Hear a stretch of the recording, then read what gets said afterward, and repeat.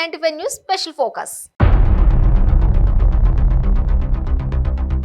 హైదరాబాద్ నగర పాలక సంస్థలో అక్రమ కట్టడాలు పుట్టగొడుగుల్లా వెలుస్తున్న చర్యలు తీసుకోవాల్సిన అధికారులు చోద్యం చూస్తున్నారు. గతంలో హైకోర్టు ఎన్నిసార్లు మొట్టికాయలు వేసినా అధికారులలో మార్పు మాత్రం రావడం లేదు.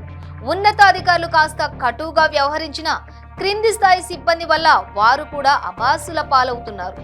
రాష్ట్ర పురపాలక శాఖ మంత్రి కేటీఆర్ ఈ అక్రమ నిర్మాణాలపై ఆగ్రహం వ్యక్తం చేస్తూ స్పెషల్ టాస్క్ ఫోర్స్ ను కూడా ఏర్పాటు చేశారు. కొన్ని అక్రమ నిర్మాణాల విషయంపై పై స్థాయి అధికారుల దృష్టి కూడా పోకుండా స్థానిక మున్సిపల్ అధికారులు కప్పిపెట్టడం పలు ఆరోపణలకు ఊతమిస్తోంది. మార్పు రావడం లేదు.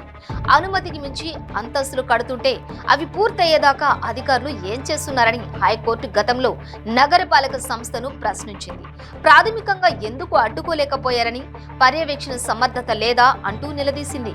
క్షేత్రస్థాయిలో అక్రమ నిర్మాణాలను అడ్డుకోవడానికి అధికారులు ఉన్నప్పటికీ వాటిని ఉపయోగించకుండా ప్రేక్షక పాత్ర పోషిస్తున్న వారిపై ఏం చర్యలు తీసుకున్నారో చెప్పాలంది. విధి నిర్వహణలో నిర్లక్ష్యంగా వ్యవహరించే వారిపై చర్య తీసుకోవడానికి అవినీతి నిరోధక చట్టంతో పాటు పలు చట్టాల కింద వెసులుబాటు ఉన్నప్పటికీ ఎందుకు చర్యలు తీసుకోవడం లేదని ప్రశ్నించింది.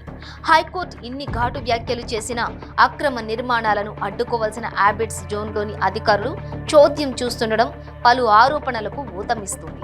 తాజాగా హ్యాబిట్స్ జోన్లోని విద్యానగర్లోని అచ్యుత్ నగర్లో నిబంధనలకు విరుద్ధంగా ఓ నిర్మాణదారుడు 250 గజాలలో ఏకంగా 5 అంతస్తులు నిర్మిస్తున్నా స్పందించాల్సిన అధికారులు చేష్టలుడిగి కూర్చున్నారు.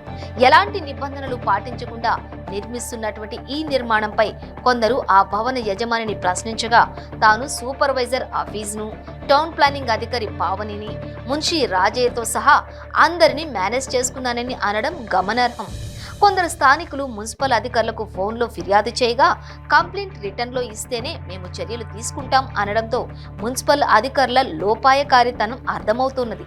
అక్రమ నిర్మాణంపై సమాచారం అందితేనే చర్యలు తీసుకోవాల్సిన అధికారులు విషయాన్ని పక్కదారి పట్టించేలా వ్యవహరించడం స్థానికులను విస్మయానికి గురిచేస్తుంది. ఇప్పటికైనా ఉన్నతాధికారులు స్పందించి ఈ నిబంధనలకు విరుద్ధంగా నిర్మిస్తున్న నిర్మాణంపై చర్యలు తీసుకుంటారో లేదో వేచి చూడాలి.